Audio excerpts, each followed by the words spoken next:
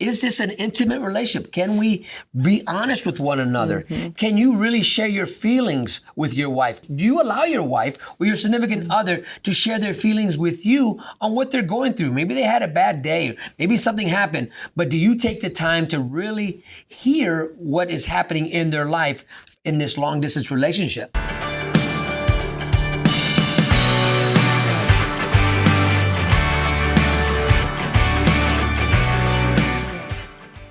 Welcome to TYRO TV. I'm Ron Tijerina. And I'm Cathy Tijerina. And today we want to talk about how to be romantic in a long-distance relationship. If you are separated by distance from the person that you care about and love, it's important to really fuel that romantic relationship in order to keep it thriving and build that solid foundation. So today we're going to talk about the obstacles that you're going to face. We're going to talk about how to actually connect in a romantic way, even though you are not in the same space. You know, when we think about communication, right? This is going to be a difficult process because, you know, we can only say, I love you so much on a phone. We can only write it down on a paper so much. So you got to be really creative when you're trying to maintain that spark, that type of love language that you can find between each other to help maintain that romantic relationship aspect in a long-distance love affair. Because you do not want it to grow cold. You don't want it to be lukewarm and lose the spark while you're apart physically. And so in order to maintain that spark, there are specific things you're going to have to do so that you still feel those romantic feelings and not just let it turn into this person is just an acquaintance. They used to be the love of my life. And I don't want that ever to happen to us where it's like, wow, you used to be the one and now the spark is gone. And it's easy to happen if you don't pay attention to detail. If you're not nourishing the relationship, it's easy to get distracted and get pulled to some other direction because you're not focused on what's really important. And this romantic relationship, it's important. It's important to maintain it, nurture it, feed it, grow it. Because you don't want to go from a personal relationship to a professional relationship. And sometimes distance can force you into a place where you are moving away from that personal relationship into a business transaction. You don't want it to be transactional when you get together with the person that you really care about. You want to be intentional. So today, we're going to give you tips. We're going to talk about what it is when we think about romantic relationship and distance, how distance actually impacts it. And then we're going to talk about why is it important to keep this romanticism going between you. And then at the very last segment, we're going to talk about how do you do it, give you practical tips and tools. So stay tuned and we'll be right back.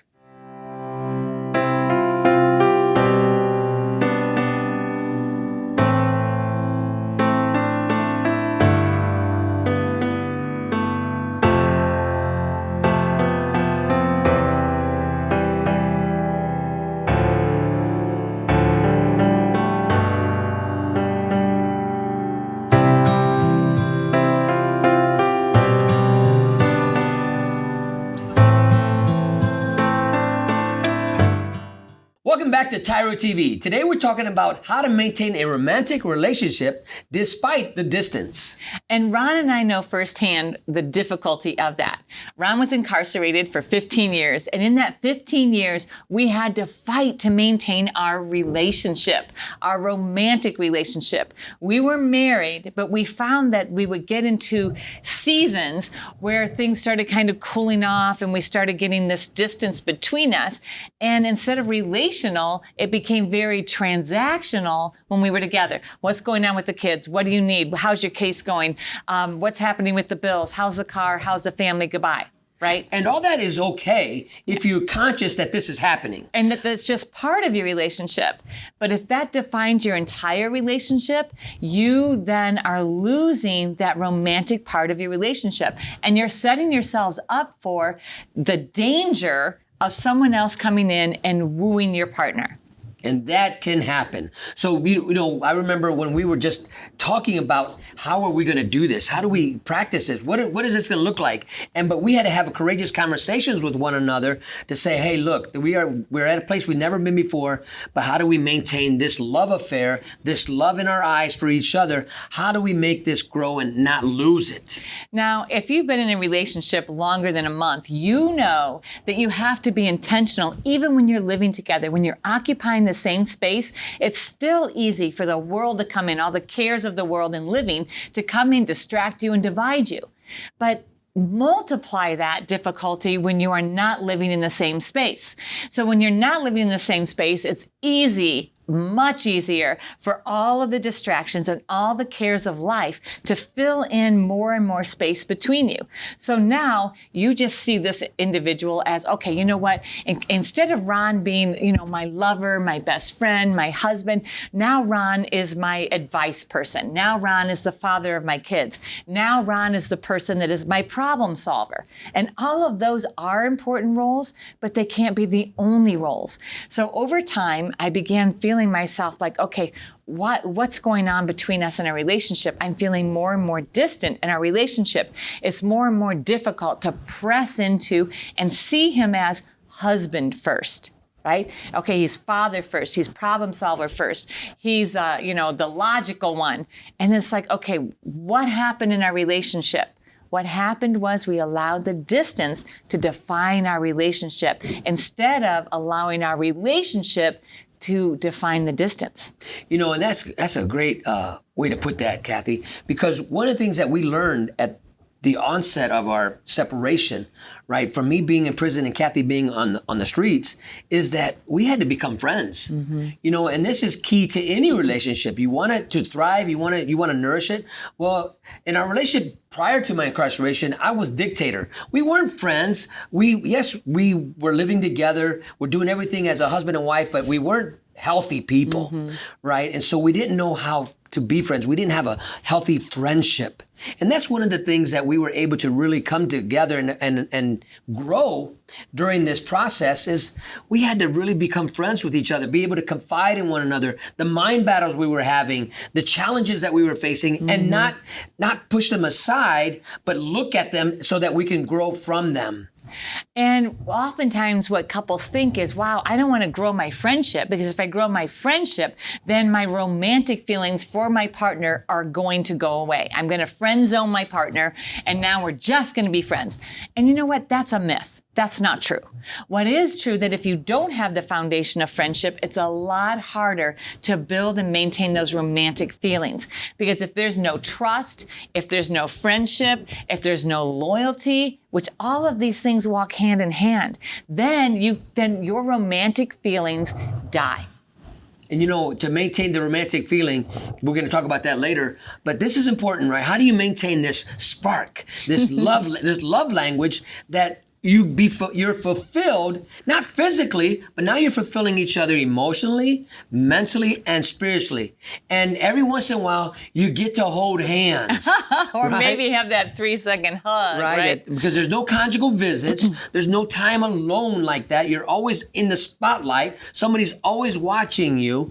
But despite all that, you get to really build a relationship based upon honor, truth, faithfulness, and all these different aspects that maybe we didn't have mm-hmm. growing in our relationship prior to prison.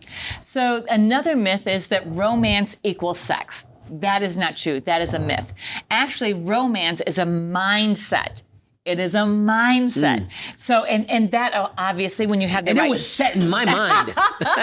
That's right. When you are set in your mind. That's right. And so the mindset of being romantic and being romantically involved, your mind plays a key role even in attraction, because we can talk ourselves out of being attracted to somebody, which sometimes is good, but it's not good when you're in a committed relationship. It's not good when you're trying to build this relationship. And so the mindset of being romantic and being connected to somebody. And that has all to do with how you think about that person, what you're dwelling on when that person comes to mind. And so we're going to talk about why it's so important to reset the way that you think, to renew your mind about the way that you see your partner. Now, you don't want to miss this next segment when we talk about why this is important. So we'll be right back. Finding your purpose should not be rocket science. Why is it in life when we get excited about something, when something comes our way and we know that this is our purpose, we know this is the reason why we were put here on earth, we allow life and the circumstances thereof to snatch our joy, to steal our dreams? Why is it that we allow those things to just suffocate our growth? Because we make it so complicated.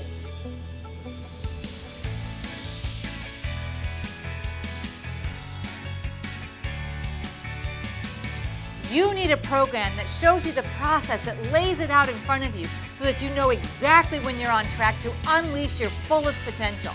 Because the word is, if you're faithful in the little things, you will be faithful in the big things. In this program, we're going to teach you the process to actually reach your dreams. Some of you don't even know what your dreams are, so we're going to help you unlock that and unleash that. And then we're going to give you the process to step through all of the challenges, overcome every single obstacle in order to reach and achieve those dreams. Part of the process of you becoming a new person for you is understanding what it means to be a TYRO, right? You're going to start reciting a pledge that is going to become your new mantra for your life, called the TYRO Pledge. And I promise you, this would change the way you think about you. We're going to teach you the difference between a value statement and an observation.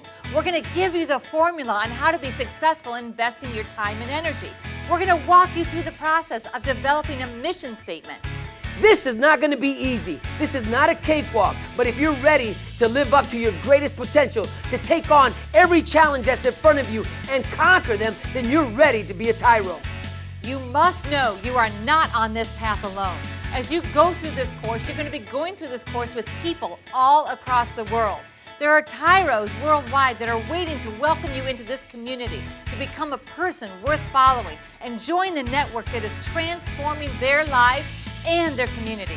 The greatest honor of completing TYRO is to earn the TYRO pen. Many people from across the world, from all walks of life, have earned the TYRO pen by completing the 12 workshops that are in this program. But just because you signed up, and maybe you showed up for one or two of them, doesn't give you the right to earn the TYRO pen. You must complete this entire program to be pinned a TYRO.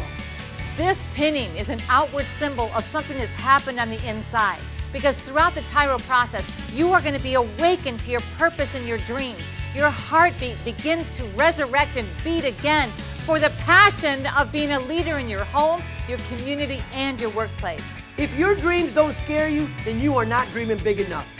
Sign up for this program if you're ready to be pushed to your greatest potential. Sign up for this program if you're ready to live the next level of life. You have what it takes. Everything that you need is right inside you. We're here to help you pull it out, your greatest potential. Quit running from yourself. Become the man or the woman that you were called to be here today, right now.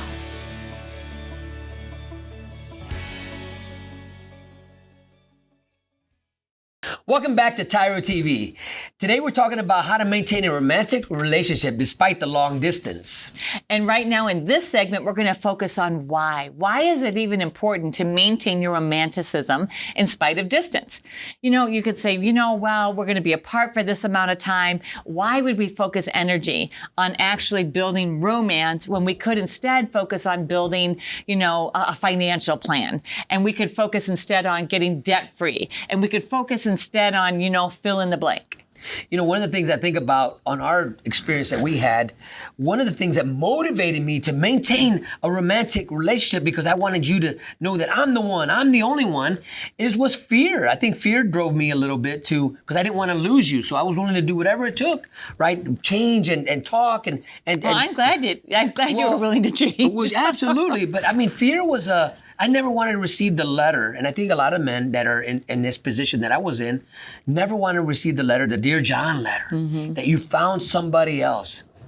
Or maybe you didn't find somebody else, but you wrote the letter, or somebody would write the letter to their husband or their boyfriend or their fiance, whoever they were in that relationship. I no longer want to have this relationship. I want to cut it off. Now, so from my perspective on the other side of the fence, the fear was, for me, actually the fear would cause me to have mind battles about, do I really want to be in this relationship? My fear was, what if I invest all this time and energy in making sure that this relationship is secure, and then he returns back and we end up breaking up anyway, or he cheats on me, or he breaks trust, or he breaks my heart. Like, do I really want to take that risk? Because the fear was saying, don't take the risk. You know what? Just cut your losses and go right now. Don't invest this time and energy in actually causing this relationship to be strong and healthy, because in the end, fear is telling me he's going to break your heart. And so while we're doing this, while we're trying to walk this walk out, right? This whole mind battle, we're both having mind battles. But here was the thing that really blessed our relationship. We talked about that. We were open and honest with one another. We're having courageous conversations about that fear. And so what that fear, that imagination, it dissipates. Why? Because we can console one another. We can reassure each other that that's not going to happen. But yes, it could happen. But when you're talking about it and you're practicing the things that it takes to maintain a healthy romantic relationship and being honest with one another, that's what strengthens, that's what builds that foundation so you can weather this storm, that you can walk this part of your story out without the conclusion that your imagination might have. You get to write your ending. You get to write that chapter. So why is it important to build your romantic relationship and focus on it? Because you can't, I mean, we say all the time, practice makes permanent. So if you don't start practicing putting that person first and setting your mind on that this is non-negotiable, faithfulness is non-negotiable, time and energy investment in us and our relationship is non-negotiable, then that's not going to happen when you get back together. So if both of you or one of you is focused on other things besides this relationship, then when you come together, your foundation will be faulty. So when we think about why is it important to focus and build romance in your relationship? It's because you're putting those cornerstones in your foundation so that you can build a thriving family, a thriving relationship that will last across a lifetime. If you don't do it, let's talk about that. If you don't do it, then you are going to have an unstable relationship. You're going to be mentally, emotionally, spiritually, and physically volatile and unstable in your relationship. You're going to allow those thoughts, those imaginations to come in, and you're going to do stupid stuff that is going to deteriorate and erode trust in your relationship. And that is so hard to come back from, because after you go through this distance and then you come back together, if you then continue to erode the relationship, it becomes so difficult to repair. And this is life, right? We know a lot of couples that have gone through all types of turmoil, all types of challenges in their life, and they didn't make it. But when you're building a relationship from long distance and you assured one another, you promised one another, and you continue to reassure one another, listen, this isn't going to be easy. You know, this is, you talk about the pathway to success. In order to do that, you got to be real with one another, and you got to deal with the situations that happen, right? People lose jobs every day, but sometimes they don't tell their loved one, hey, I got fired from a job, and they pretend that everything's okay. Well, you know what? Life is life. And when you're dealing with the situation, somebody's incarcerated, somebody's at home, somebody's deployed, somebody's at home, somebody's overseas working, somebody's at home. These type of long distance relationships, keeping this romantic alive means you got to put effort into it. You got to put work into it. You got to maintain this, right? You don't just put gas in your car one time and expect it to go forever. You got to maintain the engine. You got to maintain the oil, change the oil. You got to put gas in it again, right? You got to take care of the vehicle if you want it to get you from point A to point Z for a long period of time, right? Well, same thing with this relationship. You got to put the work into it. You got to change the oil once in a while. You got to figure out what's it take to bring this car, right? This is a vehicle we're traveling in.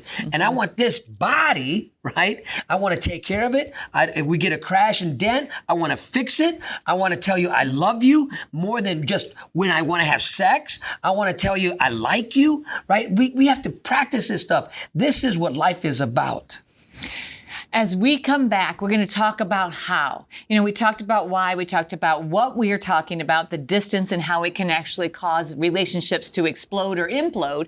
When we come back, we're going to tell you how to guard your relationship so that you will build a strong relationship in spite of the distance. So stay tuned. You don't want to miss this.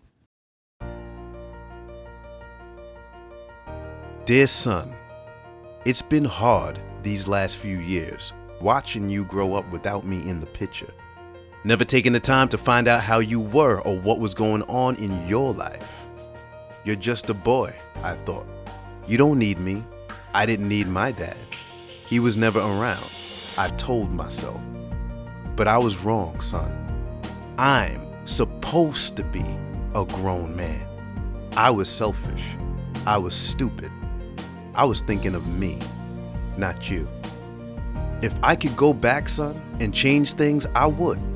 It's taken me all this time being selfish to finally grow up and realize I need to be a responsible man. That's what I finally learned, not from prison, but the TYRO program. It's all about becoming a better, stronger man. Wish I would have gotten it sooner. Everything looks different to me now. I'm a changed person. I know I need to be there for you now. It's not about me anymore. It's not about being cool. It's not about who I run with. It's about mom. It's about you. It's about being a better man, learning something new in my life. It's about being a TYRO, a man worth following. I'm your dad. You're my son, and I love you. I am a TYRO. I'm a TYRO. Dad. If you think you have what it takes to be a TYRO or just want to know more, contact your local Ridge Project facilitator or your caseworker. Welcome back to TYRO TV. Today we're talking about how to maintain a romantic relationship despite the distance. And we've talked already about what we're talking about and defined it. We also talked about why it's important. And so now we want to share with you how. How do you keep the spark alive? How do you maintain a romantic relationship despite the distance so that when you are reunited, you have a solid foundation to build your life on? One of the key things, fellas, is to be able to listen. Right, is to be able to hear your wife or the person that you're romantically involved with, hear their heart, hear what's going on. And it's not always, we always want to ask, is everything working right? The mechanics of the relationship. But no, let's talk about the inners of the relationship. Is this an intimate relationship? Can we be honest with one another? Mm-hmm. Can you really share your feelings with your wife? Do you allow your wife or your significant other to share their feelings with you on what they're going through? Maybe they had a bad day, or maybe something happened, but do you take the time to really hear what is happening in their life in this long distance relationship? And the next thing that you must do is you must cast down imagination. This is so important because when you allow these crazy thoughts to come in your head, whether those are things that the fear that, gosh, is this even worth it? Because if, he could come home and then end up being unfaithful, end up leaving, end up breaking my heart anyway. Or on the other side of the gates, is this even worth it? I'm opening myself up to the potential of hurt if she decides to leave. You've got to cast down those imagination and you have to protect and guard your mind. Focus your mind on the importance of this relationship, because not only will that solidify this relationship, like say, okay, I'm focused on you, Ron, but when I'm focused on Ron and on this relationship, it allows no room for unfaithfulness, unfaithful thoughts, the lust of the eye, the inappropriate actions or words, because I've made this the priority and making this romance and this relationship the most important thing. Values and respects and honors and cherishes the other person. So casting down those imaginations, guarding your mind, guarding your eyes, guarding your interactions is very important. Now that might seem like, okay, how does that build romance? that creates the atmosphere where then you can actually be romantically engaged with your partner. You know, we're talking about on a bunch of different levels about unfaithfulness.